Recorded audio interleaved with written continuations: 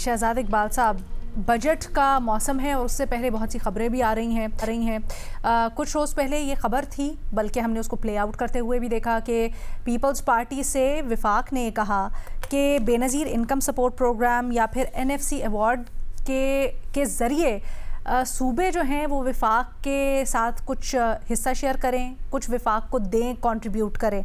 अब बताया जा रहा है, ये अंसार अब्बासी साहब रिपोर्ट कर रहे हैं कि ये इत्तफाक हुआ है कि NFC और बेनज़ीर इनकम सपोर्ट को नहीं छेड़ा जाएगा। सूबे मिल के सारे 10 खरब रुपए विफाक को देंगे और वो किस तरह से देते हैं वो निटिग्रिटीज़ बाद में तय की जाएंगी।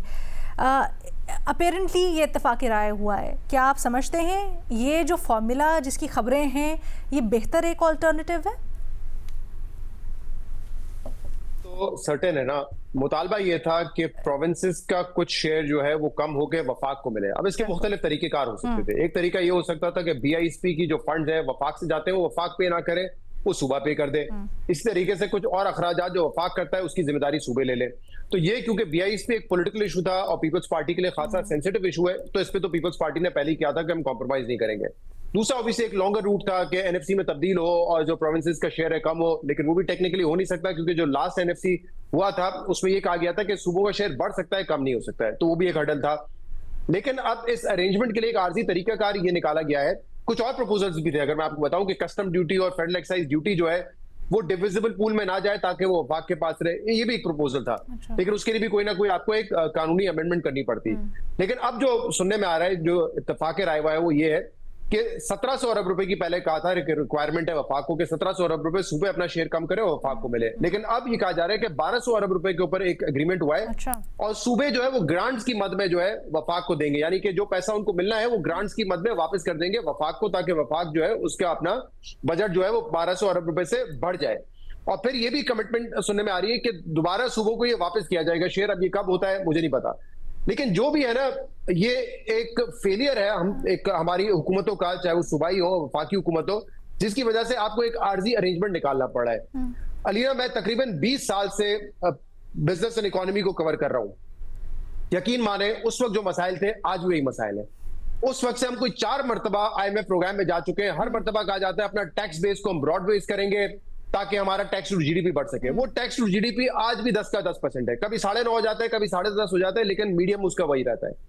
फिर एक मसला ये कि सूबे टैक्स कलेक्ट नहीं करते, तो हम ज़राअत पे टैक्स लगाएं ताकि सूबे इनकम टैक्स कलेक्ट करें वहां से, और जो सूबाई मसाइल टैक्स ना कलेक्ट करने के वो होते हैं। उस दौरान 18वीं तरमीम भी हो गई, इख्तियारात भी मिल गए, लेकिन सूबे अभी भी 1% कॉन्ट्रीब्यूट करते हैं। तो ना आपका वफाक टैक्स कलेक्ट कर पाया है, ना वो टैक्स को ब्रॉडन बेस कर पाया है, ना आपके सूबे टैक्स कलेक्ट कर पाते हैं। तो जब आप टैक्स कलेक्ट ही नहीं कर रहे तो फिर आप यही करेंगे ना, तुम मुझे अपना शेयर दे दो, मैं तुमसे शेयर ले लो, वहां से ले लो, इसको वापस दे दो। हाँ जी, तो इससे कोई मसला तो हल नहीं होना है ना। अब वफाक की क्योंकि कुछ सिक्योरिटी रिक्वायरमेंट्स हो या कहीं और पैसा उन्होंने खर्च करना हो, वो कहेंगे कि हमें दे दो पैसा, कल को यही सूबे कहेंगे नहीं ये पैसा हमें वापस चाहिए। तो मतलब this is not a solution. Also Shahzad साहब, ये कुछ समझ में नहीं आ रही है, ये जो सिस्टम ये बनाया जा रहा है, थोड़ा सा आप हमें इसको बेहतर तरीके से समझाइएगा या लेमैन टर्म्स में समझाइएगा।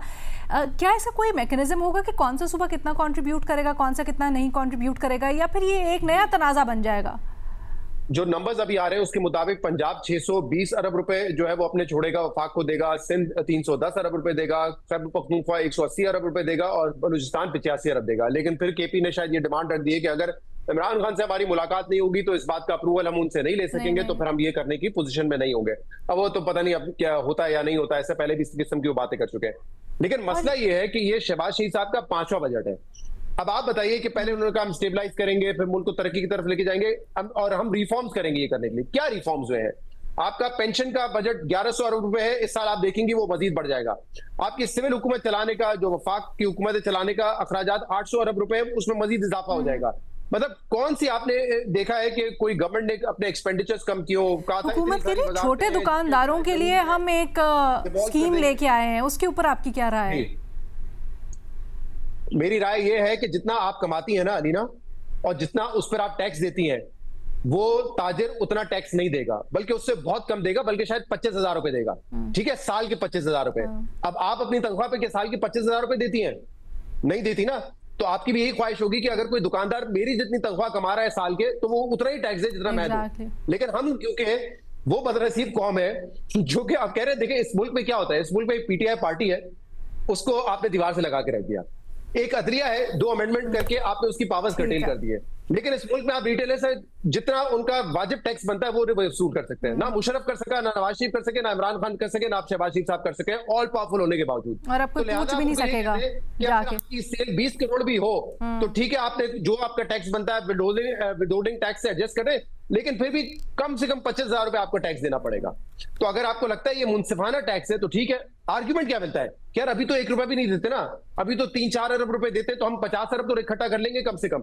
This is the argument, but ये फ्लॉड आर्ग्यूमेंट है, क्योंकि ना आप उनको टैक्स नेट में लेकर आएंगे, ना आप उनको डॉक्यूमेंटेशन में लेकर आ रहे हैं। आपने ऑडिट से भी इस्तेस्ना कर दिया है। Exactly. सैलरी क्लास का ऑडिट नहीं हो सकता आपका मेरा, लेकिन फिर भी कहते हैं कि हो जाता है ऑडिट, लेकिन इनका ऑडिट नहीं होगा। चाहे ये 20 करोड़ रुपए की सेल करें और विदहोल्डिंग के ऊपर ये सिर्फ कहे कि हम 25,000 रुपए टैक्स देंगे साल का, वो भी देते हैं कि नहीं देते, क्योंकि हमें तो नहीं पता। कहा जाता है 35 लाख रिटेलर्स हैं, लेकिन ये रजिस्टर्ड नहीं है किसी के पास।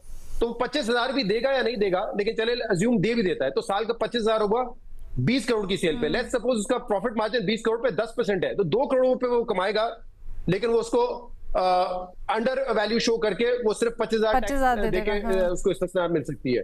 बिल्कुल सही। ये सिस्टम है, ये भी वाइट वॉश करने की कोशिश है। हाँ। कि चले कुछ भी नहीं दे रहे तो कुछ तो हासिल करें ना इनसे। उमर चीमा साहब और सलीम साफी साहब के लिए एक ही सवाल भेजा गया है। नून लीग ये कह रही है सोशल मीडिया के ऊपर कि गिलगित बल्तिस्तान में महदूद वसाइल, देर से इंतखाबी मुहिम, मकामी ग्रुपिंग और पीटीआई वोट के पीपल्स पार्टी की तरफ मुंतकिल होने से नून लीग को नुकसान हुआ या फिर पीपल्स पार्टी की बेहतर पोजीशन हुई। इसको ये कहना कि नून लीग को शिकस्त हुई है गिलगित बल्तिस्तान में, ये दुरुस्त तज्जिया तबसरा नहीं है। क्या आप नून लीग के मौक़िफ़ से इत्तेफाक करते हैं? देखिए, वजह तो कोई ना कोई बनी है। अब यह है कि उसको मुख्तलिफ लोग मुख्तलिफ रंग दे रहे हैं। अब नून लीग क्या इस बात को मानेगी कि हमारी को परफॉर्मेंस की वजह से ये मसला हुआ है या लोग उधर नाखुश थे इस वजह से मसला हुआ है? ऐसा तो कोई नहीं कहता। वो यही एक तासुर देना चाहते हैं कि हम बिल्कुल सिराते मुस्तकीम पर चल रहे हैं, लोग हमारी वजह से बहुत ज्यादा खुश हैं। कोई वजूहात कुछ और बनी है, या इनको किसने कहा था कि आप अपनी लेट कैंपेन चलाएं?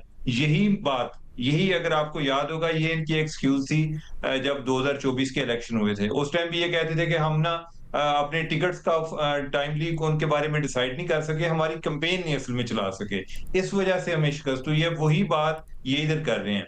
लेकिन अलीना, मुझे जरा एक और भी चीज लगती है, जो और कई फैक्टर हैं जिनका एक किरदार इसमें पाया जाता है।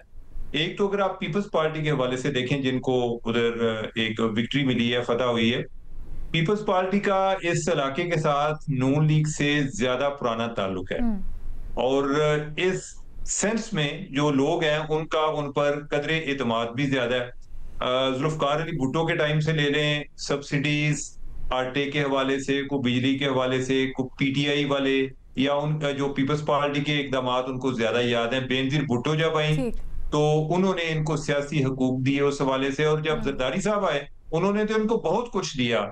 ये जो आज इलेक्शन हो रहे हैं, या जो वजीर आला हैं, या उधर असम्बली हैं, ये तो उस टाइम से हैं। और फिर एक और फैक्टर जो इनको एक मुश्तरक करता है या इनको एक दूसरे के करीब लाता है, वो ये है कि गिलगित बल्तिस्तान के लोग जो गिलगित बल्तिस्तान से निकलते हैं, उनका अगला स्टॉप ज्यादातर कराची में होता है। तो वो भी एक फैक्टर है, यानी कि वो लाहौर से इतना मानूसियत फील नहीं करते जितनी उनसे करते हैं, और उनको ये लगता है कि शायद पीपल्स पार्टी वाले उन पे ज्यादा मेहरबान है। वैसे बेचारे अगर कराची उनका नेक्स्ट स्टॉप होता है तो फिर तो उनको पीपल्स पार्टी के खिलाफ वोट देना चाहिए था। ये तो बिल्कुल आप देख लें, नहीं ये फैक्ट है कि कराची उनका नेक्स्ट स्टॉप होता है। ये आगे आप तय कर लें कि हालांकि पूछा भी गया था, ये नून लीग वाले तो ये कहते थे जी कि आप लाहौर चाहते हैं या कराची जैसा चाहते हैं, तो लोगों ने कहा कि नहीं, हमें कराची जैसा चाहिए।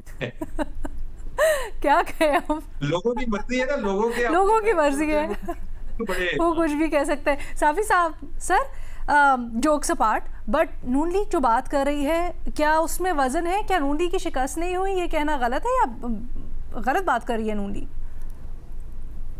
नहीं, मेरे ख्याल में गलत बात कर रही है। असल वजह यही है कि एक तो नून लीग ने पिछले इंतखाबात के बाद सियासत मुकम्मल तौर पर छोड़ दी है और ब्यूरोक्रेटिक अंदाज में हुक्मरानी कर रहे हैं, मरकज में भी और पंजाब में भी। दूसरा मसला ये बना है कि मुस्लिम लीग नून की दिलचस्पियों का मरकज और महवर वो सिर्फ पंजाब है, और ये जो खैबर पख्तूनख्वा, बलूचिस्तान, गिलगित बल्तिस्तान, आज़ाद कश्मीर, ये इलाके उनके लिए बिल्कुल एक सानवी हैसियत रखते हैं। तो गिलगित बल्तिस्तान की तरफ भी मुस्लिम लीग नून ने कभी भी वो तवज्जो नहीं दी।